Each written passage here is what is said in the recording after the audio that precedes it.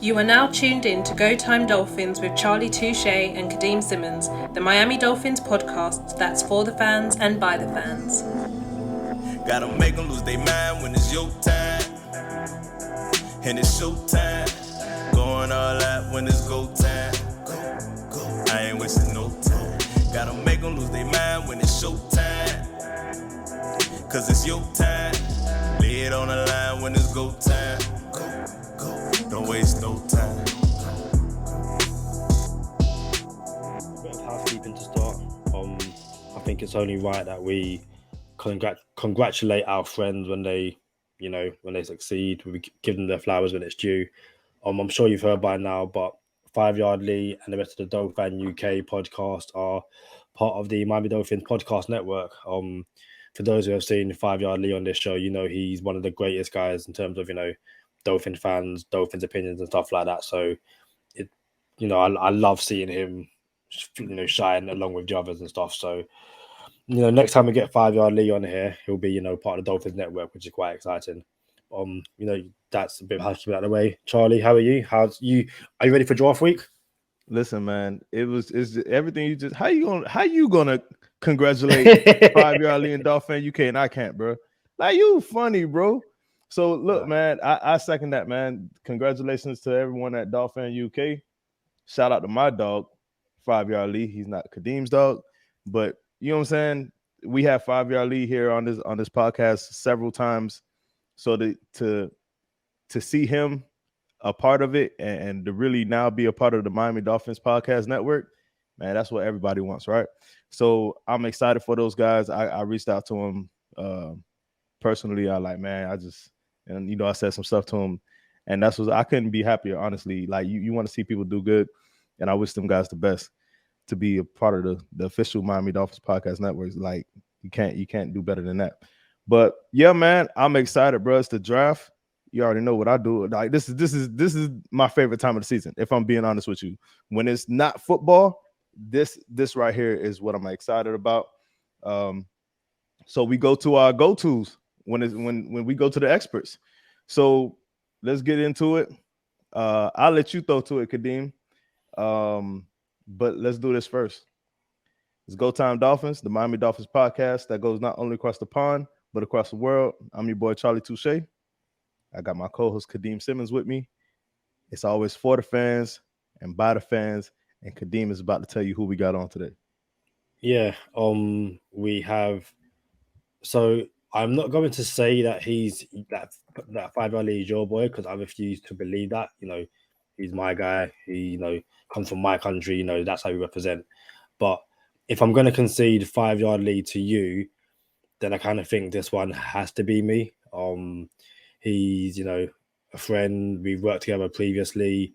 He's another one who has made the jump from UK writer to stateside. Like, he's made it. So it's only right we bring him on now. NFL draft analyst for PFN, Pro Football Network. It is my boy.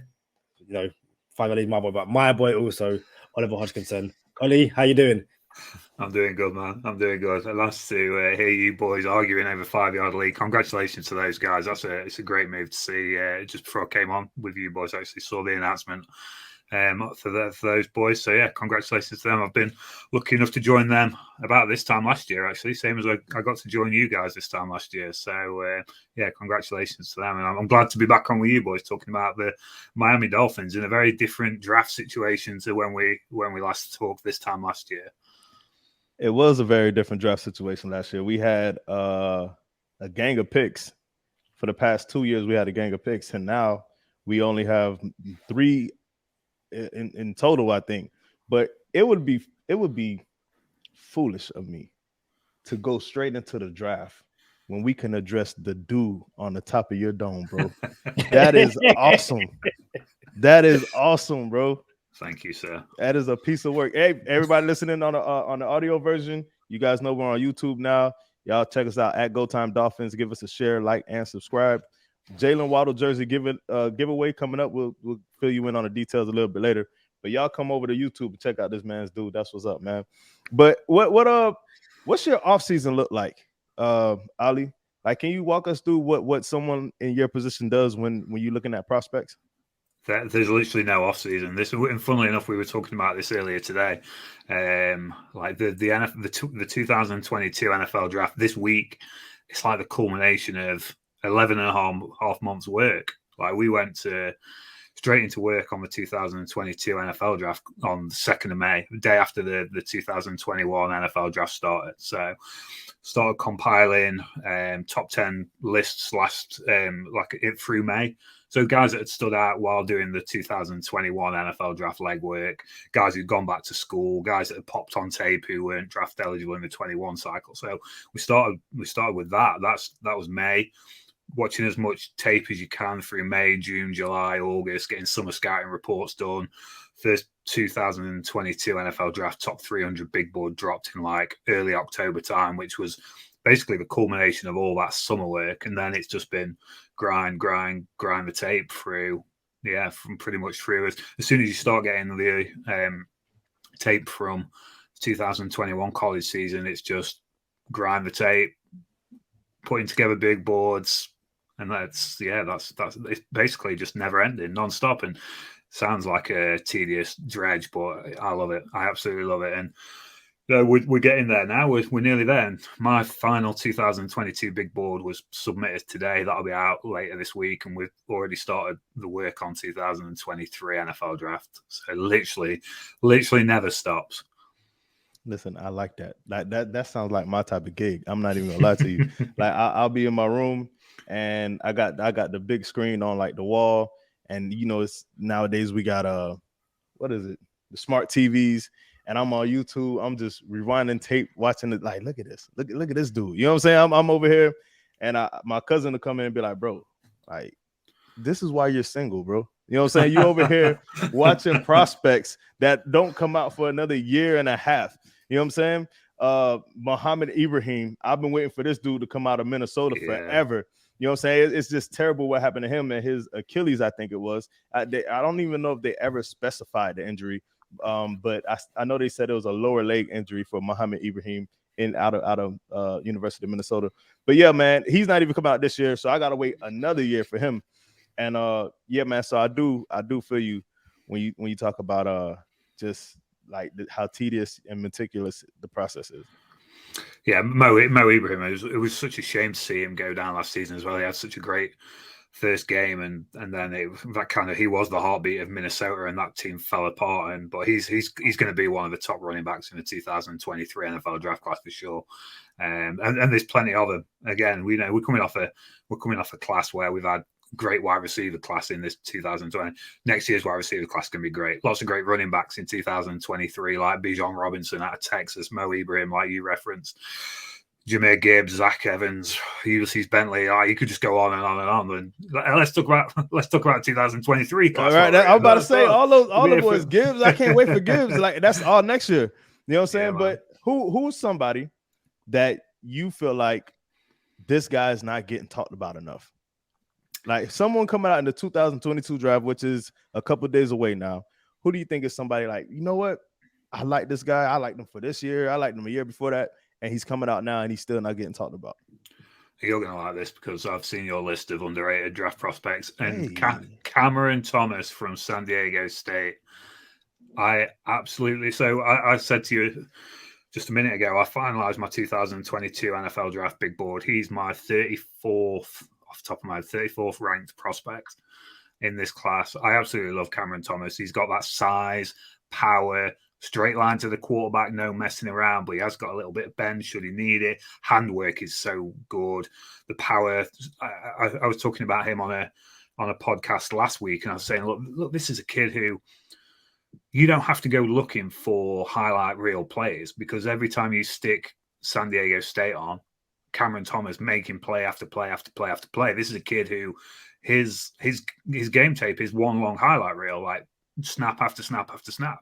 And this is a kid who you watch him walk a guy back with one arm, like walking back the biggest offensive tackles that he'll face in the Mountain West with one arm, while the other arm is up in the air, disrupting the passing. Yeah, exactly, disrupting the passing lane. This is a kid who, I think excuse me, the problem for Cam Thomas in this pre-draft process is he went to the Senior Bowl, hamstring injury.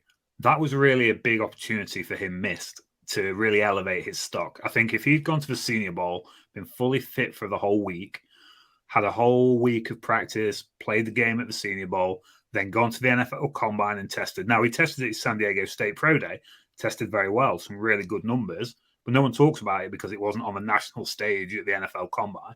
So this is a kid who's missed out on all that national exposure.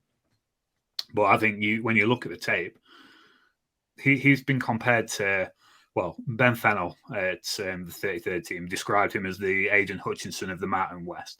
Mm-hmm. He's been described as like Wisconsin-era J.J. Watt.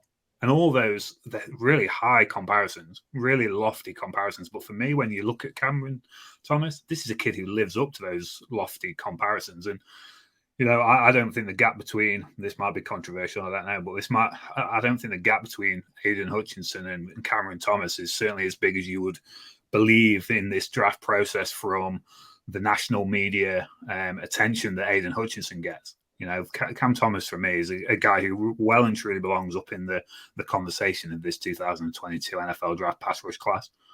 Listen, I know Kadeem's supposed to be on this show, so I'm gonna apologize to him real quick. But listen. Like before, again, everyone who listens to Go Time Dolphins, the Miami Dolphins podcast that goes not only across the pond but across the world.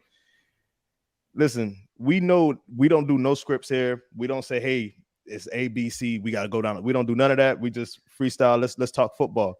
And when you came on, what I didn't want, you know, before we hit the record button was to, hey, let's talk about what we're going to talk about. And we didn't do that. But I did say, man, we only see you once a year, bro. And that's for the draft process. And I'm over here like, man, I got a new friend that I could call and talk about prospects. You know what I'm saying? And I'm over here like, forget waiting once a year, twice a year. Like, I'm gonna have to hit up Ali and like, hey, I got this kid. Have you heard about him yet? You know what I'm saying? So what you were saying about Cameron Thomas, right? Yeah. So what we were talking about was Mountain West, and that's the biggest knock for me because one, there's such an East Coast bias here in the States. You know, all the East Coast teams play early, and no one stays up late to see what's going on with even the Pac-10. So let alone the Mountain West, people don't even stay up to watch Oregon and USC, and USC is a prominent university. So to have Cam come out of San Diego, it's like, man, is anyone really looking? And I think I've seen him mocked a couple times. Well, this is a while ago, though. This is nowhere near recently, like the late end or the back end of the first.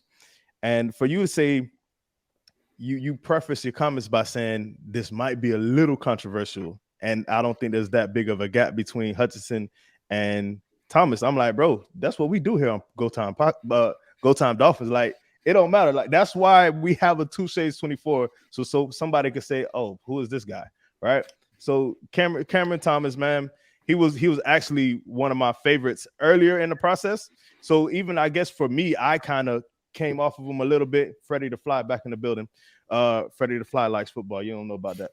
So listen, so Cameron Thomas was somebody that I was on early, and I felt like Boye Mafe kind of trumped them for me. For my dollar, I like Boye Mafe a little bit more than Cameron Thomas, but I'm talking about neck and neck. Kadeem, before I run away with the whole show, bro, you got something for Ali? Yeah, this will be the last time you come on this show because I'm sick and tired of Charlie just like stealing my friends. Like, first of all, 5 Yard Lee, and now you. Like, how am I going to be sitting here, you two going back and forth, and it's just like, oh, I found new friends to talk football with. Like, this isn't how it's going to work.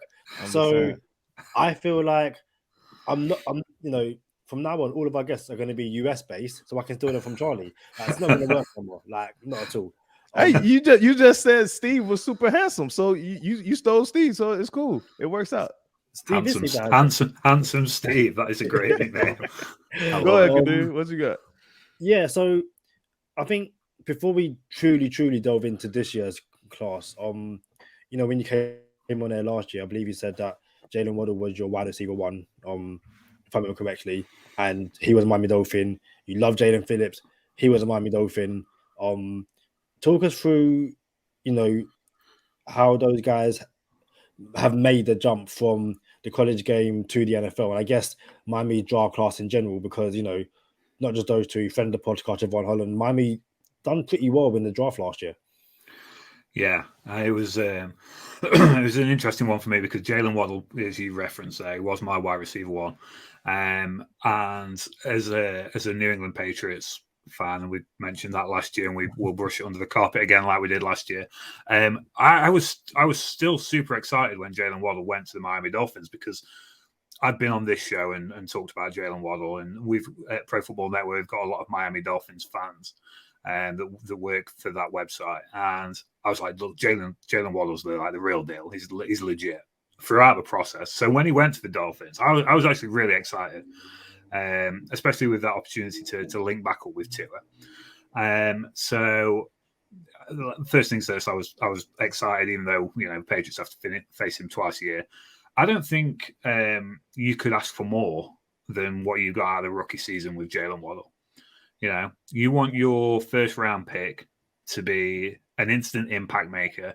You want to be a guy who is a starter from day one. Realistically, that's your round one prospects.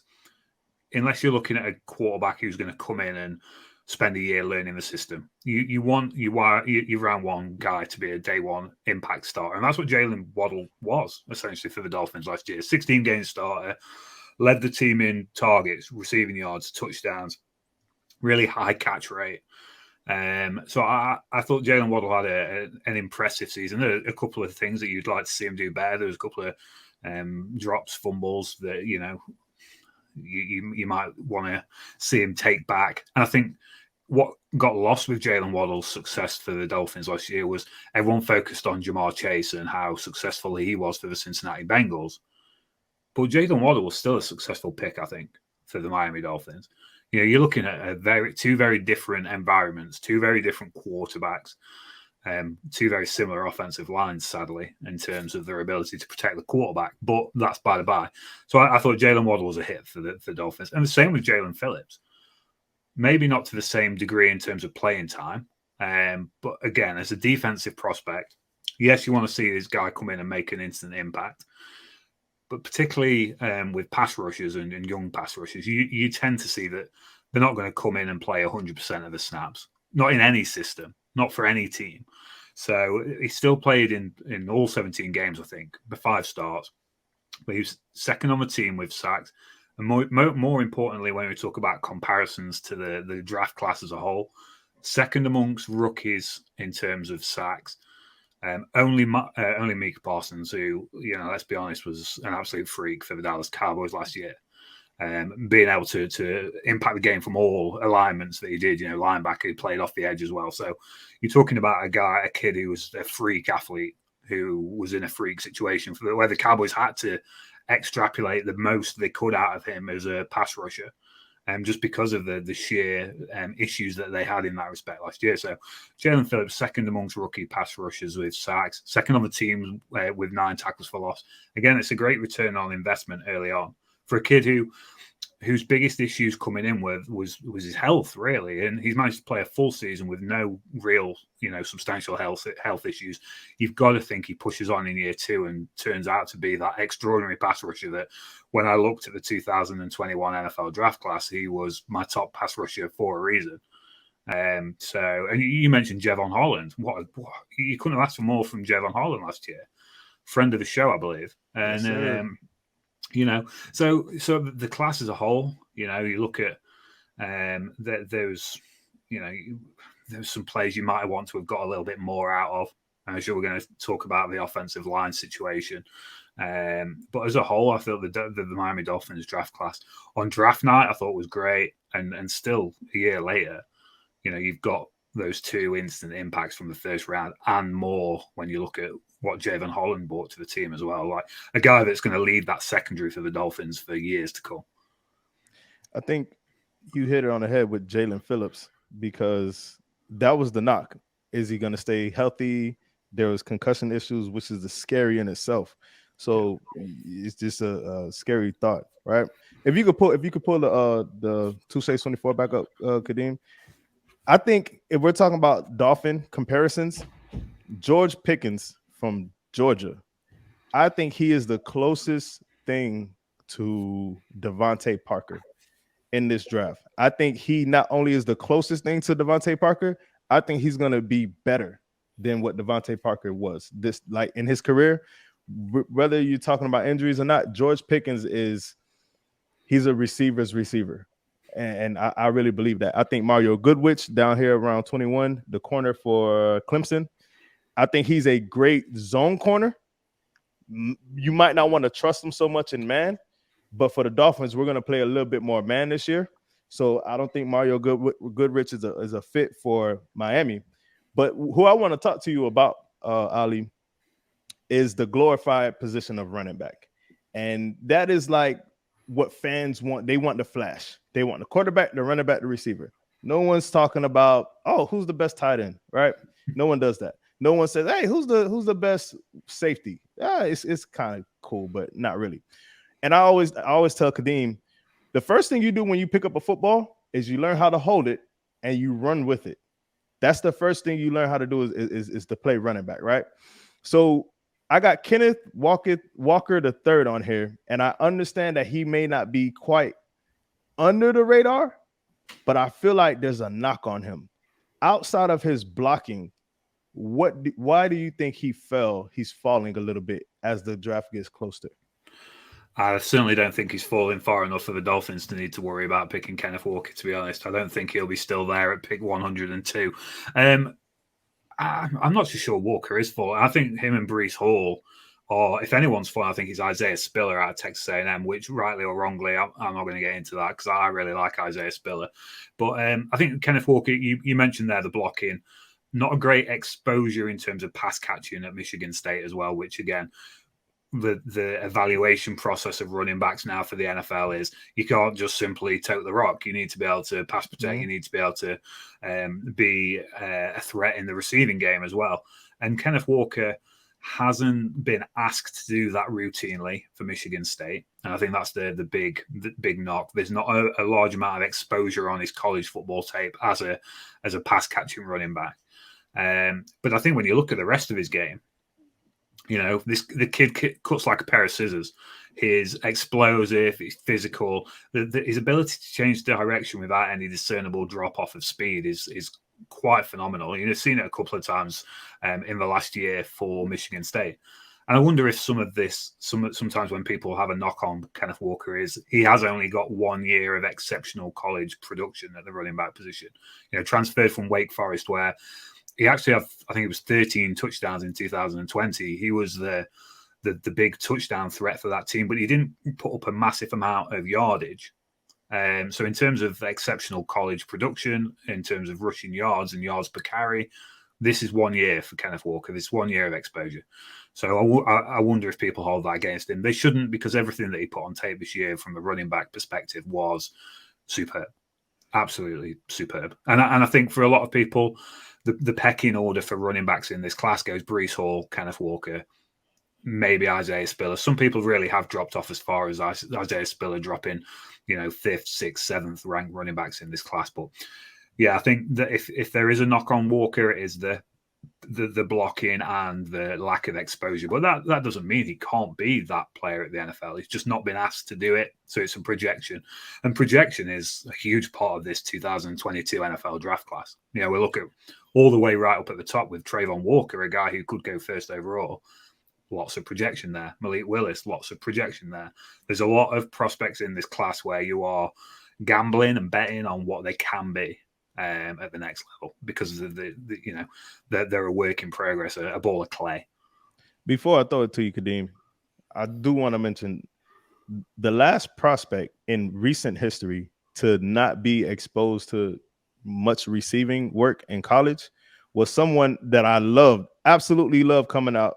And I didn't put him on 2 Shades 24 because he wasn't an under the radar guy, but I felt like he was being so discredited and disrespected because the team didn't use him for his hands. And I'm like, just because the team doesn't use him for his hands doesn't mean he cannot be a receiving running back or catch the ball out the backfield. So this guy goes into the second round of the draft. Miami passes on him. Miami trades back, doesn't get him again. And his name turns out to be Jonathan Taylor. You know what I'm saying? So I'm like, come on now. What are we doing, people? You see what I'm saying? So I feel like some people got to get out of their own way.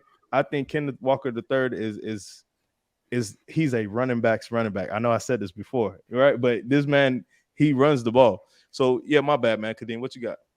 No, 2 questions. And You see how Kadeem got to throw 2 questions in there because I'll be taking all the I got 2 questions. Charlie will be doing 3 next time, and then Kadeem will be 4, and before I know it, it'll be midnight, and I'll miss my other podcast that I got to do after this. No, so like they're related, but they're not related. The Dolphins have no first round picks. Obviously, they traded for Tyreek Hill. Is there any players which you think the Dolphins need to trade? And I'm not worried too much about capital. It's like, is there anyone who the Dolphins you think should trade up for? I think my mind immediately goes to Tyler Linderbaum, the center. I think he's someone who the Dolphins desperately need. But if they're not going to do that, and they probably won't do that, I guess it kind of, they link because we still think the Dolphins need offensive line help. So with the picks they've got and they're starting at 102, which offensive lineman do you think is going to be there? And is it worth taking? The center slips my mind. Charlie might be able to remind me, but the center being projected to fall to the Dolphins in the 3rd round. Jurgens? Who, sorry? Cam Jurgens? No, someone else. Ollie, you might know. Okay, I'll fact check. You can ask my 2 questions. So, in terms of trading up for Tyler Linderbaum, it's an interesting one because it certainly feels like Linderbaum, although he is a real exceptional, I think he's a real exceptional center talent, there is very much a consensus that he could fall out of the 1st round and quite comfortably fall out of the 1st round. Now, there's 2 reasons for that. Firstly, you look at what the NFL allowed Creed Humphrey to do last year, to fall to the Chiefs, an absolute travesty because that kid was a round 1 talent. I think he was a round 1 talent on most NFL draft analysts' big board. He certainly was on mine. The NFL allowed that because there's this positional value argument that we're going to hear over and over again for a number of reasons in this class. So that could happen. The second thing with Tyler Linderbaum is he is very scheme specific. He's going to have to land in a team that is runs zone offense because he hasn't got the power to be involved in the power run game. He's very slight for a center or for an NFL offensive lineman. And he weighed in just over 300 pounds at the Iowa Pro Day, but at the NFL Combine, under 300. Throughout his Iowa career, under 300 pounds. So you're more prone to take that measurement than the Iowa Pro Day measurement as to what Tyler Linderbaum weighs. Now, we know what the NFL is like. They're a stickler for size requisites, especially at the offensive line position. So you've got a kid who's under 300 pounds, who has got, I think it's 31.5-inch arms off the top of my head. Now, we know certainly for offensive tackles that there's the magic 33-inch arm number that the NFL teams, some teams really are sticklers for. Some others not so much, but so a shorter armed, lighter offensive tackle. I think that's the concern for a lot of NFL teams with Tyler Linderbaum. Now, when you watch him, he's an extremely intelligent prospect. His use of leverage, he's a historic wrestler, high school wrestler. Everyone, pretty much has seen the video of him going into battle with Tristan Wirfs and winning. Yeah. Tristan Wirfs is not under 300 pounds and does not have under 33-inch arms. He's a big old dude with long arms. But Tyler Linderbaum's ability to attack leverage gives him the advantages to take away some of the issues that you worry about because of the pure size and measurables. Extremely athletic. You watch this kid go. I vividly stuck in my mind while watching this 2022 NFL draft class was a touchdown run from Iowa running back Tyler Goodson, and you just see Tyler Linderbaum going down the field with this, and he's like Tyler Goodson's 215 pounds, I think, off the top of my head, and there's Tyler Linderbaum, a 297 pound center, toe for toeing down the field with him, bulldozing guys out of the way as he goes. And that's what he brings. He's extremely athletic, extremely intelligent, very technically nuanced. For a guy who is a defensive lineman by high school trade, so he's still learning the position, but for a guy who's learning, he's still nuanced from a technical standpoint. So, I mean, the Dolphins, they've only got 4 picks in this class. To go up and get a guy like Linderbaum, you're going to have to pretty much A, give up the rest of this draft class, or B, dabble into next year's draft class. Would it be worth it? Charlie mentioned the guy Cameron Beef Jergy Jurgens, who is like the cut price version of Tyler Linderbaum. But that's almost disrespectful to Cam Jurgens because this kid is a baller in his own right. Yep. 6'2". He played at Nebraska under 300 as well, but tipped the scales at the combine at just over 300 pounds. Incredible athlete, 9.94 relative athletic score, which is for people who don't know what relative athletic score is, it's a measurement made up by a colleague of mine, Kent LePlate, who scores relative athletic performance relative to other people in the positional class on a scale out of 10. Cam Jurgens is 9.94 out of 10, guys. This is the sort of level of athlete you're dealing with. Extremely explosive. He's another guy who plays with an impressive understanding of leverage to get over some of those size concerns. Low pad level. We talk about low man in the trenches wins, and Cameron Jurgens is a guy who goes into battle with a low pad level, violent hands, and then a lot of the things we just talked about with Tyler Linderbaum, Cameron Jurgens possesses as well. Now, he's a guy who is starting to get a lot more attention. The NFL Combine really helped improve his stock. And, we come back to Cameron Thomas, who didn't have the opportunity to shine in national attention. No one's talking about him. Cameron Jurgens went to the Combine, performed, tested out of his mind, performed extremely well in drills. This is a kid who's on the climb, so feasibly he may not still be around at 102, but for now he's a kid that could be around there, and you're going to get yourself a cut price but very extremely impactful version of Tyler Linderbaum in the third without having to give up any draft capital. So, and there's a couple of center prospects that I like throughout. Look at the Dolphins' 2 7th-round picks. Dawson Deaton, who's an offensive tackle out of Texas Tech. He's very different in build, so tall, 6'5" center, but pretty slender, 306 pounds. But again, extremely athletic, excellent footwork, mirrors extremely well. Good lateral mover, so he can redirect and reset should he need to at the pivot. He plays with, for a guy who's he's quite slender, very skinny in his lower body to look at. That's at 6'5", 306 pounds. A lot of that weight is in his upper body. He's got quite skinny looking legs, but plays with a wide base, decent anchor. So he's a guy you could look at maybe in the 7th round if the Dolphins don't want to use early round capital. You've got 2 7th-round picks. Dawson Deaton's a center who you could get in the 7th round to come in and plug that hole in the pivot for the offensive line.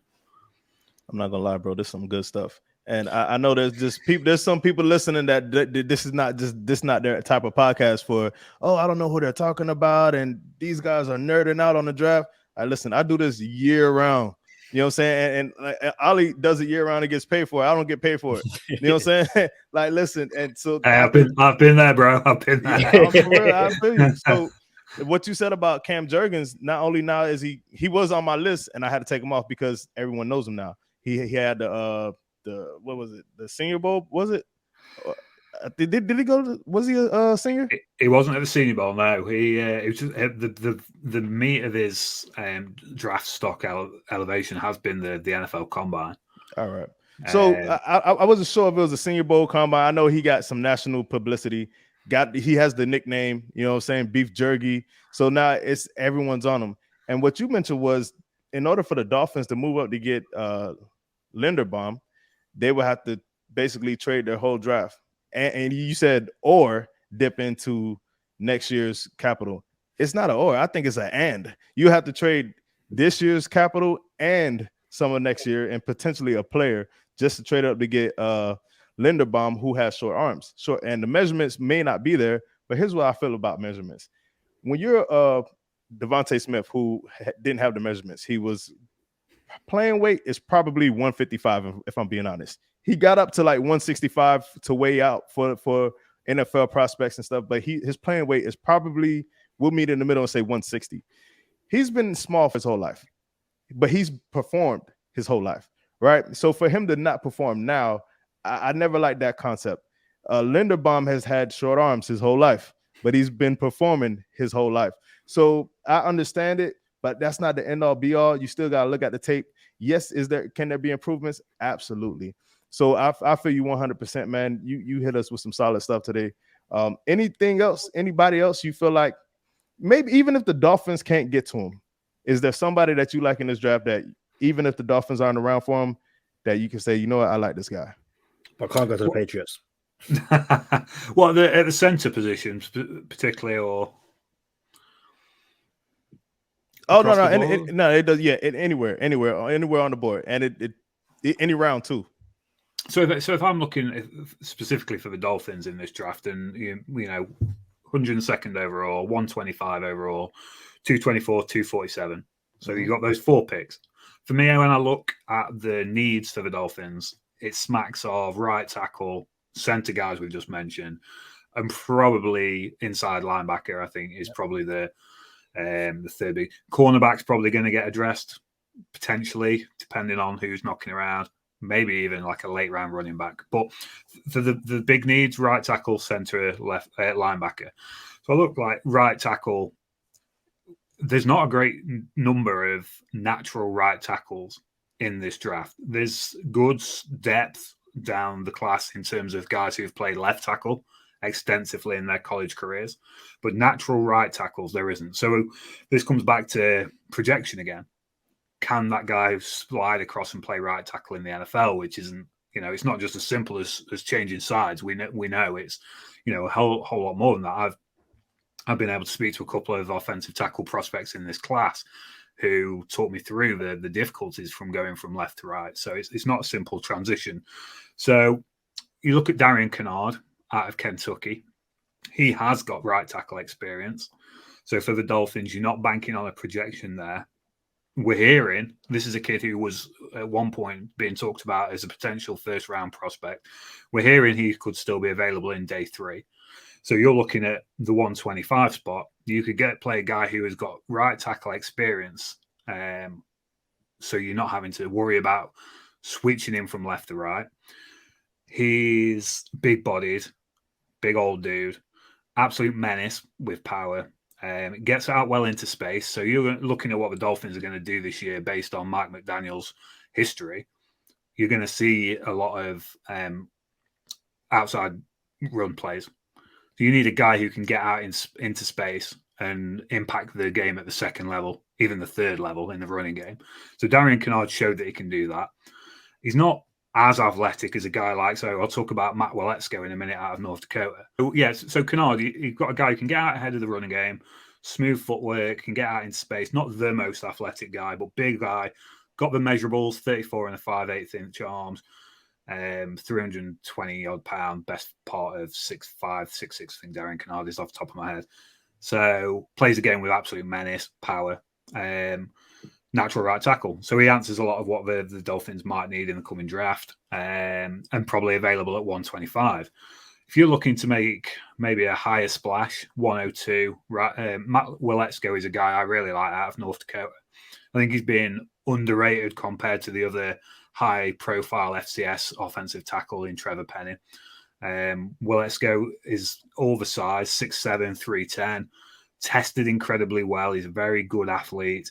He's got the length, plays with explosiveness off the snap in the run game. That's particularly, I think, critical for the Dolphins looking forward. He plays with explosion in the run game. He's a bully as well. That's what you want to see. You want to see him getting out there, bullying, second level, making room for the running backs, making room for Tua, having to sprint for his life downfield as he's become accustomed to. And then Josh Zudo out of North Carolina is another offensive tackle who I like, who is ascending. He could be 102, could be 125, one of those 2 picks. But he's the same that people spoke about Sam Howell not having a great offensive line. this season. Now, that's the whole unit, and it's difficult to really appreciate individual performance within a unit that doesn't perform great. But Josh Zudo has had a great year. Another big guy, 6'4", 325, decent anchor, decent power at the point of attack, good hand technique. And this is one of the things I like about Josh Zudo as well, as scheme versatile and athletic. So he ticks all the boxes when you're looking at offensive tackle prospects. He's got experience playing right tackle as well. He's got experience playing guard.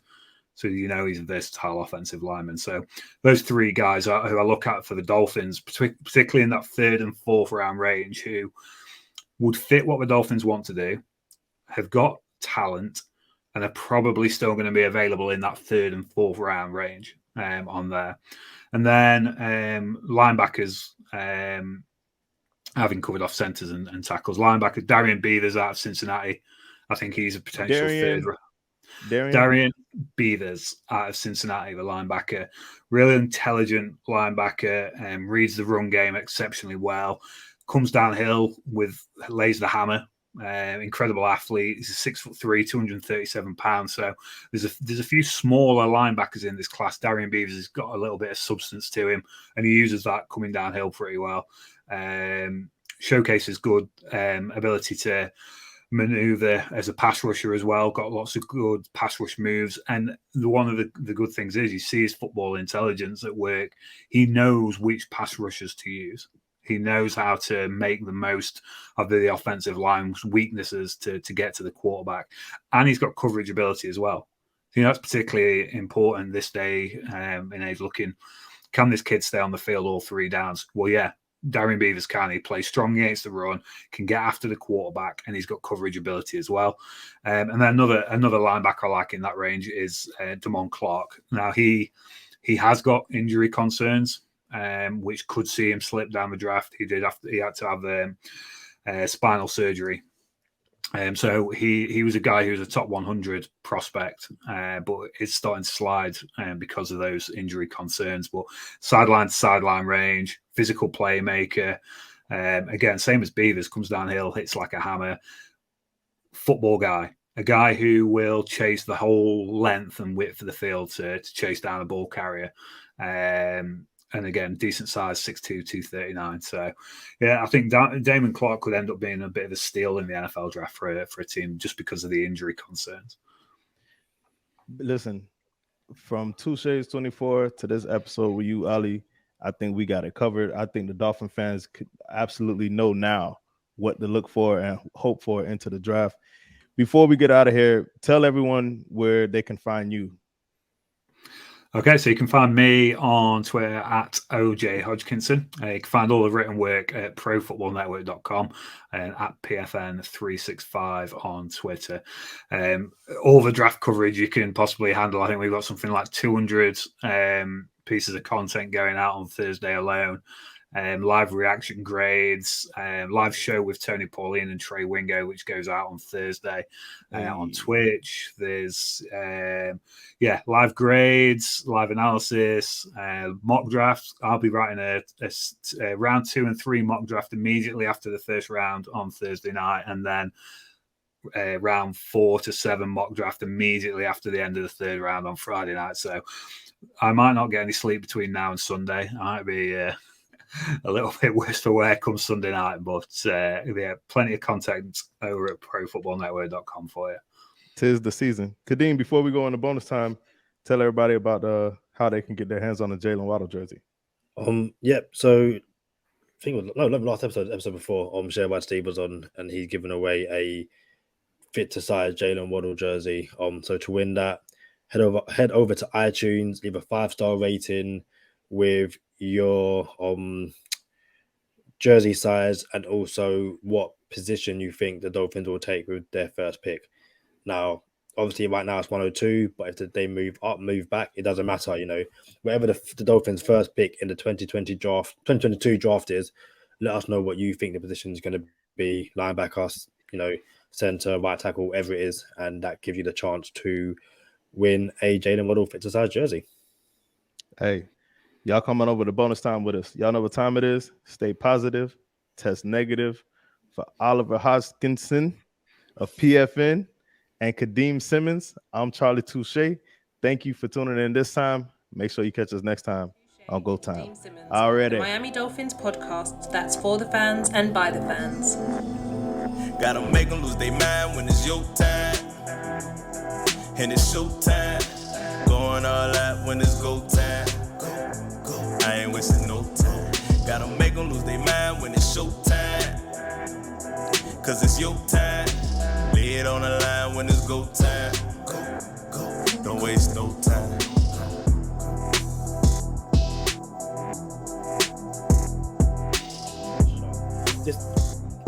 This is purely selfish of me to ask this question. But we spoke about right tackle during the show. Dolphins obviously have a need at right tackle. I'm not a draft guy. I don't have the research and the knowledge that you have. The Dolphins took Leah Mikenberg in the second last year, and he was kind of seen as a potential first round pick. Do you think it's salvageable for him, for the Dolphins at right tackle? Do you even think he could have played right tackle, or is he more of a left tackle?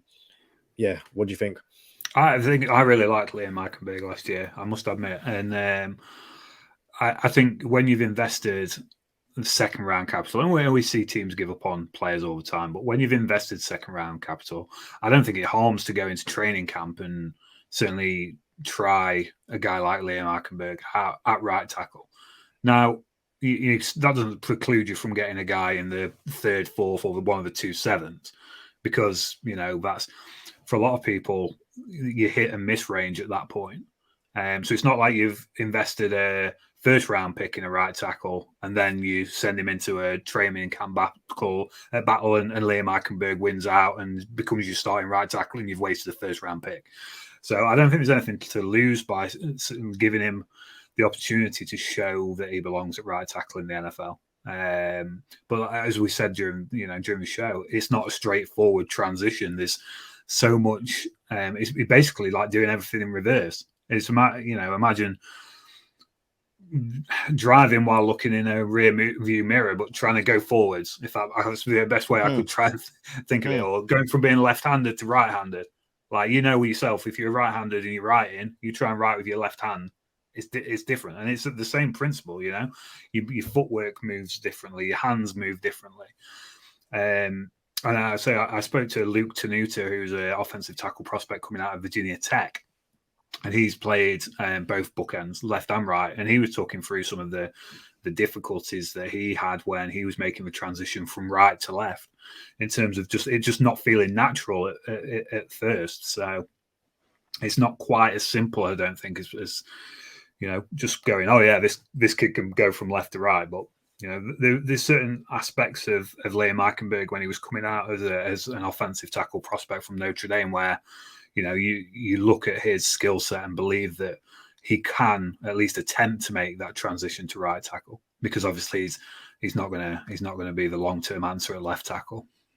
And last thing before we let you go, man, I would really like to get a professional's opinion on my list on Touche's 24. So if I could just get a what you thought about the list. Obviously, it doesn't have to be too far in depth. We're on our way out. But what do you think about the totality of the list?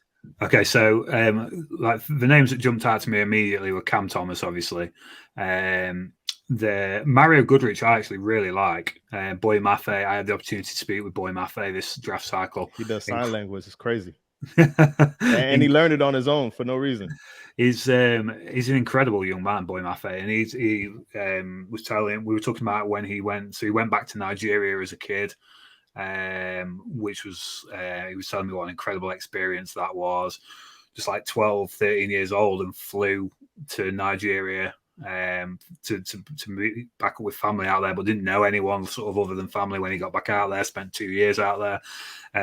One of the cool things that when I spoke to him, he was like, I want people to know that I'm not just this like raw talent that people think I am. And he spent this draft process really reinvigorating, sort of asserting himself as, look, yes, I'm an explosive prospect, but I'm also very technically nuanced as well, and that he can be the real deal. So they're two great edge prospects in Cam Thomas and Boy Mafe. We've talked about Kenneth Walker. Sean Ryan is a guy who has kind of fell off the radar a little bit, was considered a first-round prospect at different points in this draft cycle. I really like him on the interior. I do think that's his long-term projection. Sam Williams, be careful what I say about Sam Williams because the talent is incredible. Mm-hmm. You see this kid go from the JUCO level to the SEC and dominate, and he did dominate this year in the SEC. There's absolutely no denying that Sam Williams was a dominant, destructive pass rusher in the hardest conference to play football in. So I love Sam Williams' game. There is too much that I don't personally know about off-field stuff with Sam Williams. There is some quite serious allegations and history there with Sam Williams in terms of off-field stuff, which makes his NFL draft projection quite tricky. But as a pure talent, I think he's up there with Cam Thomas and Boy Maffei. Just quickly slipping through it. David Bell is a guy who people are knocking because of the testing numbers, but if you look at his game, like long speed isn't his game, physicality is his game. Mm-hmm. He adds yardage after the catch for fun, just with being a pure physical threat. George Pickens, I know you talked about some of the character stuff with George Pickens. I don't really like in terms of he's like Trevor Penning, the offensive tackle out of Northern Iowa. He draws the line between what is and isn't acceptable on the football field. And you saw some of the stuff that he got up to while he was at Georgia in terms of the fist fights in the hedges and stuff like that. You can't be that selfish and undisciplined as a football player. So if he can mature. And there's no doubt the talent is incredible. Samori Toure is a great shout. He's a guy no one talks about. The wide receiver ever. Wide receiver out of Nebraska. I love his game. He's well and truly on my top 300 big board. I think he's a guy that come in and play for a number of years in the league. And like you say, no one talks about him. It's a great list of prospects. Some guys. We've been talking about right tackles all night long, and Ibrahim Lucas there is probably one of the best pure natural right tackles that there is in this class. There's a few holes in his game, and I think I've got him rated as my 70th overall rated player. So he's getting very close to being in that Dolphins first pick range. Yeah, some great players on there, man. Great, but Cal Phillips might end up being the best slot receiver. He's kind of got New England Patriots written all over him. Hey, Cam Taylor Britt as well. If the Dolphins want to get a cornerback, Cam Taylor Britt might even be out of their reach at 102 because, like his Nebraska teammate, he's flying up draft boards, and the same way that he flies downfield against the run support is such a underrated part of NFL draft analysis. For cornerback prospects, and Cam Taylor Britt is up there with one of the most physical and violent run support cornerbacks that there is in this class. So yeah, there's a whole lot of underrated prospects in there. Marcus Jones is a kid who's, as versatile as they come in terms of how he can impact the game of football. Gets overlooked because of his height, ironically. But he's an incredible playmaker as a cornerback.